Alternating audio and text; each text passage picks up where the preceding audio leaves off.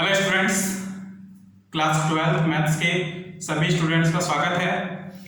आज की क्लास में हम चैप्टर 6 सारणी के अंतर्गत सारणिकों के गुणधर्म को समझेंगे। ठीक, सारणिकों के गुणधर्म को समझे बगैर आप 6.3 के क्वेश्चंस को हल नहीं कर सकते हैं, इसलिए इसे समझना आवश्यक है। गुणधर्म क्रमांक 1 क्या होता है? गुणधर्म 1 ध्यान से सुनेंगे। गुणधर्म 1, किसी सारणी का मान उसकी पंक्तियों और स्तंभों को परस्पर परिवर्तित करने पर अपरिवर्तित रहता है। ठीक है, तो सारणी का मान उसकी पंक्तियों और स्तंभों को परस्पर बदल दे तो वह अपरिवर्तित ही रहता है, यानी कि बदलता नहीं है। ठीक, यानी उदाहरण देखेंगे। इस प्रकार से कोई सारणी है A1 B1 C1 A2 B2 C2 A3 B3 C3। जब हम इनके स्तंभ और पंक्ति को बदल दें, है ना, यही बोला गया है, जब उसकी पंक्तियों और स्तंभों को परस्पर बदल दे तो उनका जो मान होता है वो अपरिवर्तित होता है, यानी बदलता नहीं है। तो ये किसके बराबर हो जाएगा? बदलने पर भी A1 B1 C1। ठीक, उसी प्रकार A2 B2 C2 तथा A3 B3 C3 के बराबर हो जाएगा। क्लियर? ये गुणधर्म क्रमांक 1। नेक्स्ट गुणधर्म क्रमांक द्वितीय।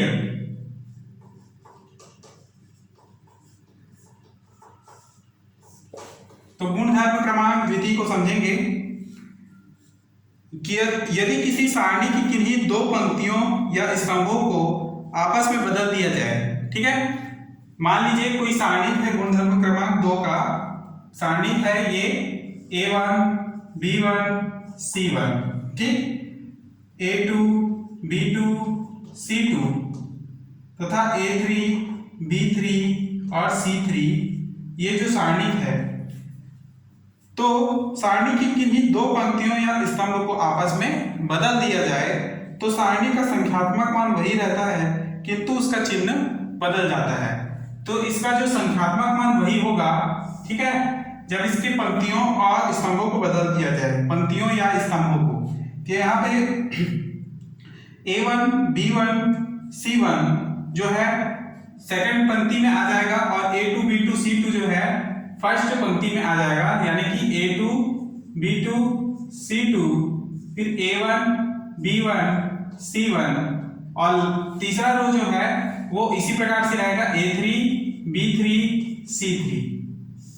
ठीक, जब इस प्रकार से परस्पर पंक्तियों को या स्तंभों को बदल दिया जाए, यहाँ पर पंक्तियों को बदलते हुए दिखाया गया है। ठीक, तो इसमें चिन्ह का परिवर्तन हो जाता है, ये माइनस चिन्ह आ जाएगा। ठीक, नेक्स्ट गुणधर्म क्रमांक 3। तो इसे ध्यान से कॉपी में नोट करेंगे। ठीक है,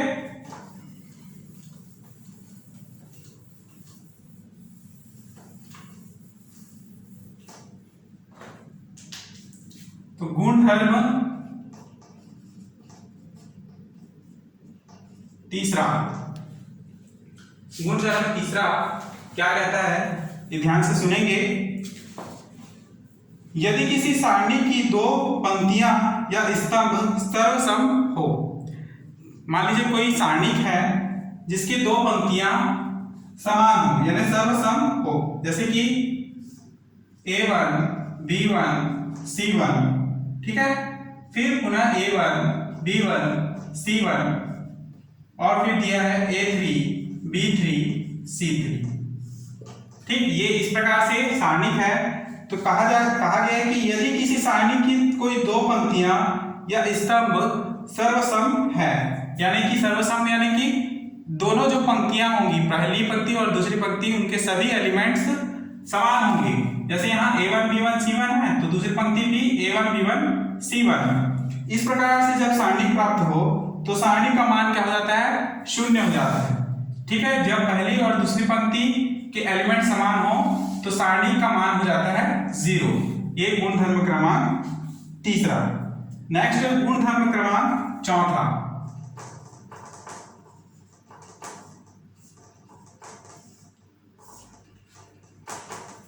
सुनेंगे ध्यान से। यदि एक सारणी के किसी एक पंक्ति या स्तंभ के प्रत्येक अवयव को एक अचर से गुणा करते हैं तो सारणी का मान भी k से गुणित हो जाता है। ठीक है, मान लीजिए कोई सारणी है, जैसे कि k a1, k b1, k c1, ठीक है, फिर k a2, k b2, k c2, k a3, k b3, k c3। इस प्रकार से कोई सारणी है और इसमें कहा गया है कि सारणी है कि किसी एक पंक्ति या स्तंभ के प्रत्येक अवयव, ठीक है। अच्छा, एक पंक्ति या स्तंभ की बात कर रहा है तो केवल एक पंक्ति में यहाँ पर हम k से गुणा कर देंगे, ठीक, बाकी एलिमेंट्स में k गुणा नहीं होगा। तो प्रत्येक अवयव को, है ना, सारणी के किसी एक पंक्ति, यहाँ पे पंक्ति को गुणा किया गया है k से, या स्तंभ के प्रत्येक अवयव को एक अचर k से गुणा करते हैं तो सारणी का मान भी k से गुणित हो जाता है। तो सारणी का मान किससे गुणा हो जाता है? k से गुणा हो जाता है, यानी k सारणी हो जाएगा a1, b1, c1, a2, b2, c2, a3, b3, c3, ठीक, इस प्रकार से लिया जाए। नेक्स्ट गुणधर्म क्रमांक पांचवा।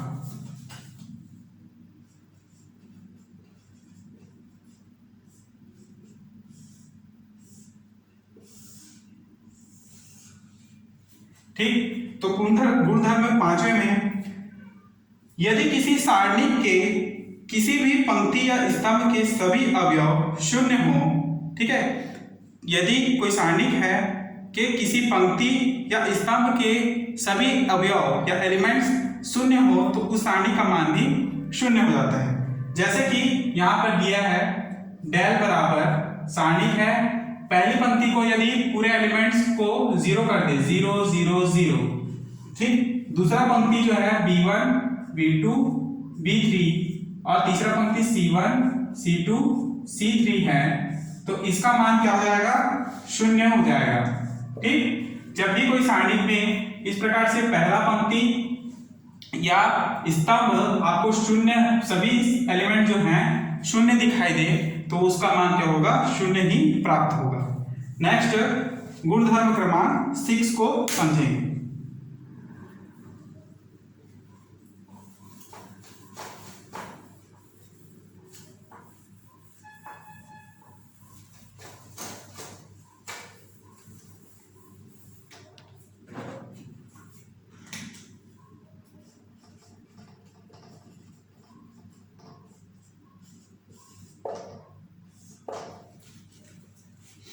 तो देखेंगे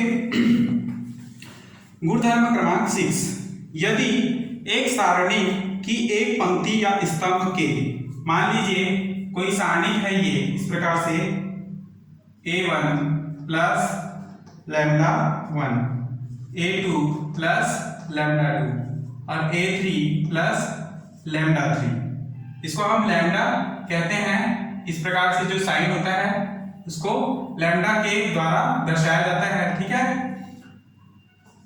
b1, b2, b3, c1, c2, c3, ठीक, ये एक सारणी है। अब ध्यान से सुनेंगे इसको। यदि एक सारणी के एक पंक्ति या स्तंभ के कुछ या सभी एलिमेंट्स, ठीक, दो या अधिक पदों के योगफल के रूप में व्यक्त हो तो सारणी को दो या अधिक सारणिकों के योगफल के रूप में व्यक्त किया जा सकता है।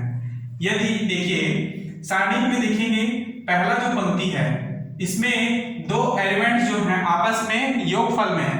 कौन कौन से? a1 और लैम्डा 1 जो है प्लस में है, a2 लैम्डा 2 प्लस में और a3 लैम्डा 3 जो है प्लस में। जब इस प्रकार से सारणी हो तो इसको हम दो भागों में लिख सकते हैं। कैसे?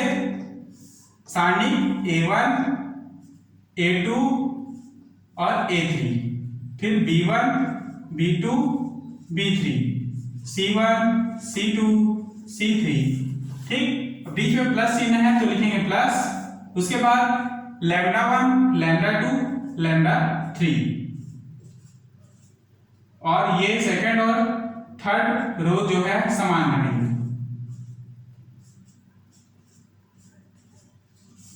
क्लियर? तो इस प्रकार से गुणधर्म क्रमांक 6। नेक्स्ट गुणधर्म क्रमांक 7 को समझेंगे।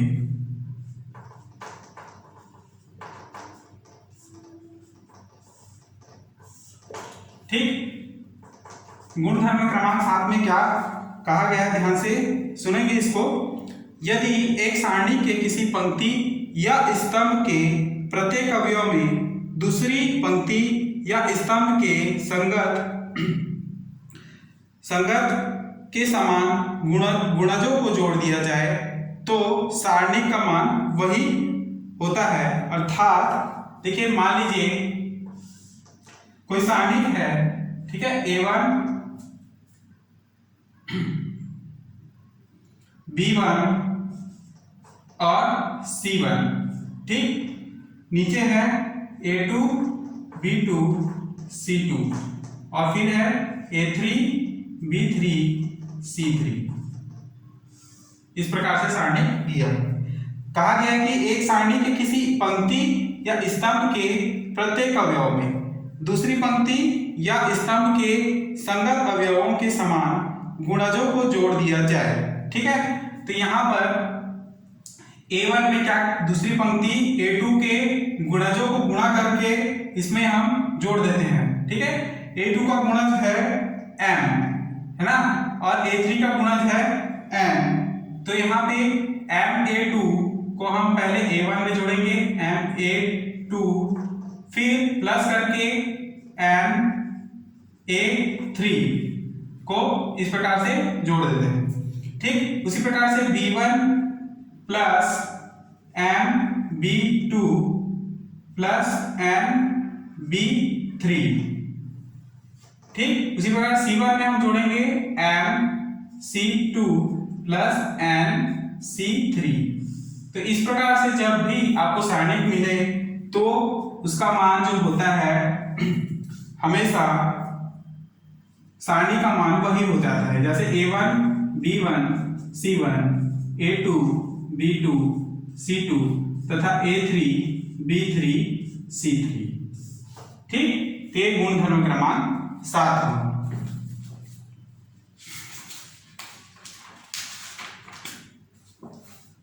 ठीक है, तो यहां पर गुणधर्म क्रमांक 7 तक हम समझेंगे। नेक्स्ट क्लास में इसके प्रश्नों को हल करेंगे, ठीक है। तब तक आप यहीं तक अपना नोट्स तैयार रखें। इसके आगे के क्वेश्चंस को हम अगले क्लास में समझेंगे। तो क्लास यहीं समाप्त करते हैं। धन्यवाद।